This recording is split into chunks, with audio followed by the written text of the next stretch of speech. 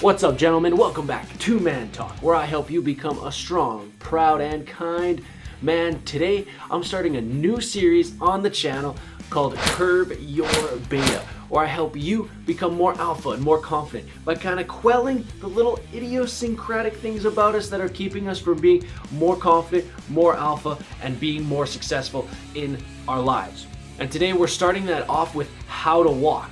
How to hold yourself in position while you're walking, and how to be more confident while you walk. And we're gonna get to that right now.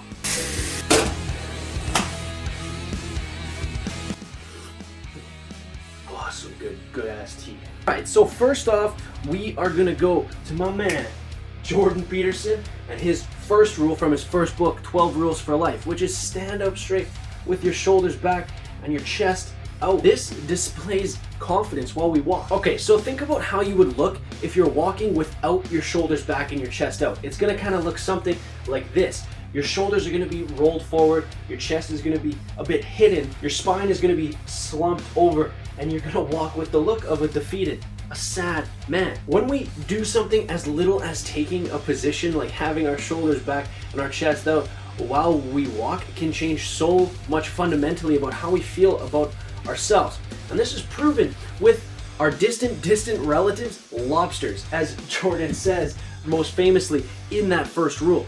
So you see, when lobsters encounter another alpha male lobster or an enemy in their territory, what they're gonna do is they're gonna put their claws up like this. And researchers found that when the lobsters do that and they're ready to fight, serotonin is flooded into their nervous system to make them feel more confident, to make them feel more alpha male. Now, the reason they knew to check for this is because lobsters and humans are distant relatives. And to prove this, they gave lobsters an antidepressant that's often prescribed to humans called Prozac, which will flood their brain with serotonin. And of course, they found out that the lobsters were also flooded with serotonin when they were given the Prozac. Further proof that they could relate the nervous system similarly to the nervous system of human beings. And researchers also found that when the lobsters were defeated by the other lobsters, their shoulders would round, their claws would round, and they would fall on their backs. And they would lose all of that serotonin production inside of their brains and their bodies. So gentlemen, doing something as simple as putting your shoulders back and your chest out while you walk can change so much about how you feel about yourself. And it's the very first fundamental way to curbing that little beta-ness about us when we walk out in public. Let's get to the next one. Okay, next up, we're gonna wanna talk about our hands and our arms and where they should be, how they should move while we're walking. First up, we're gonna talk about hand placement while we're walking. And this really depends, and there's a bunch of variables involved. So initially, while we're walking, a lot of people say don't put your hands in your pockets. It looks meek, it looks feeble, and I don't necessarily disagree with that, but it really depends on how you're walking and what you're wearing while you walk. So first, when it comes to jeans, if you have your hands in your pockets while you're walking, it is very meek, it is very feeble, because you have to see where the pockets are. It's forcing your shoulders to curve and go in front of you like this. This defeats the purpose of our first point of having our chest out and our shoulders back while we're walking. That gives us that confident, calm, cool posture. So remember that when you're wearing jeans and you're walking, don't put your hands in your pockets, because it's gonna make you shrug up, it's gonna make you be more compact, and you're not gonna feel nearly as good. Now, a quick disclaimer, if it's freaking cold out, then yeah, you're gonna wanna put your hands in your pockets no matter what. That's totally cool, forget this. If it's cold, your hands are freezing, yeah, dude, throw your hands in your pockets, who cares? Now, when you're wearing something different, a bit of a nicer pant, like a dress pant or a chino, then that's different, because the pockets are placed on the sides, and you can easily slip your hands into the sides of the pocket and walk with that posture that we spoke about before. In fact, I think it looks really cool when guys are wearing suits and they're just chilling there with their hands in their pockets and they're able to walk confidently. There's nothing wrong with that at all. It looks really good. The only thing is that you lose a bit of balance when your hands are in your pockets. So be wary of that while you're walking. It can get a little odd. Now let's talk about where your hands should go if you're wearing a jacket.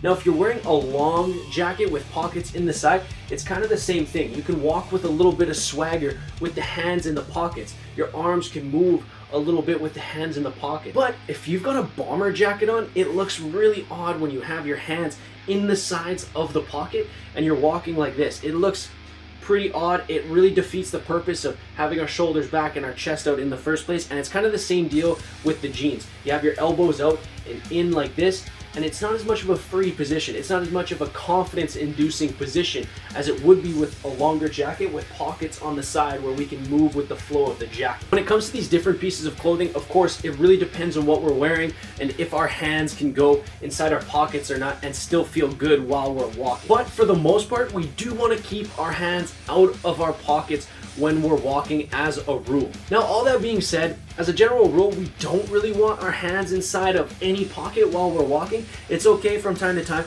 but if we want to look the most confident, the most badass, our hands need to be out of our pockets, and that's where our arms come into play. Now, when we're walking, what our arms need to be doing is they need to be at our sides, and they need to sway gently with the motion of our walk. We don't want to over exaggerate this. I see guys over exaggerate this and they look like Lanky Kong from Donkey Kong 64 as they're walking, and it doesn't look very good at all. It looks kind of like you're trying way too hard. So it's important to control the movement of our arms while we walk, gentlemen. It's important to control the movement of our hands while we walk. Now, as you get used to having your chest out and your shoulders back, as you get used to walking and the type of posture that you want to have while you walk, your arm movement is going to come with that. It sounds really complicated, but you're going to get a feel for it eventually the more you get used to having this kind of way of thinking while you're walking. Be sure not to overthink any of this.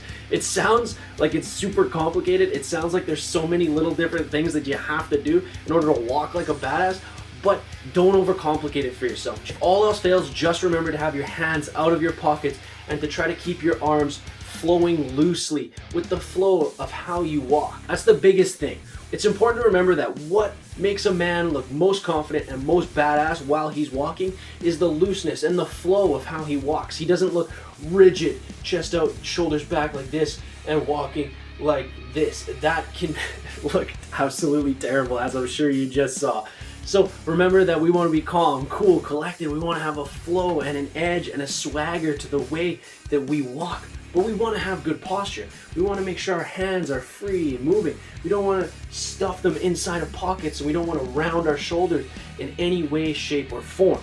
That all being said, let's get to the last point of how to walk like an alpha male, like a badass. All right, gentlemen, last but not least, it's important to pick your feet the up. All right, so as many of you know, I used to be an electrician. I used to work on construction sites, and even back then, I would get so angry when dudes would walk around dragging their boots on the ground, not picking their feet up, and as you walk, you can hear their boots scraping the ground. It's like, dude, pick your feet up, man. If you don't want to be here, don't be here. It's so lazy. And of course, when you're stepping around, it happens sometimes. Your boot scrapes the ground, you didn't pick up your foot the full way. But people who do this consistently are lazy. People who do this consistently are depressed and sad, and they just don't know how to walk. They don't know how to carry themselves, and it's not a look that we want as confident men. This is the easiest part to gloss over because we never really think about it, because so many people are walking around very lazy, very lackadaisical, just scraping their feet on the ground, just getting by. You can think of this as a metaphor for life. So many people are just getting by, just dragging their feet on the ground, doing the bare minimum, but we don't want to be like that. We want to pick up our feet as we go. We want to walk with confidence. We want to better ourselves. And walking with flow, walking with confidence, walking with swagger is a huge part of us as men, making sure that we are not doing the bare minimum in life, that we are pushing forward to do more than the average dude, because we don't want to be the average dude. We want to be the best version of ourselves. And so picking up our feet when we walk is a great place to start, and it's easily overlooked. To mention, it's going to completely trash the bottom of your shoes. It's going to make you go through shoes like nothing else. So let's just pick up our feet when we walk for the betterment of ourselves and everyone else around us that doesn't have to listen to that annoying sound. That's it for this week's video, gents. Thank you for tagging along, watching with me, and learning a little bit on how to curve your inner beta. I know terms like beta and alpha are a little played out these days, completely overused, but they're a good way of explaining men in life who are lower on the totem pole compared to men who are higher on the totem pole, men who are more successful, men who feel better about themselves, men who are going to go farther in life than others who complain and blame and don't work on themselves. So again, I know it's a little played out, but they're good terms for describing a man that feels a lot better about himself, that doesn't care what other people think, and a man who's kind of secluded, down low, hunched up, rounded shoulders like we talked about earlier. If you love content like this, go down below and sauce me one of these bad boys. Smash that subscribe button for your man, and we will see you next week for another episode of Man Talk. Gentlemen, stay strong, stay proud, stay kind, and of course, always, always stay handsome.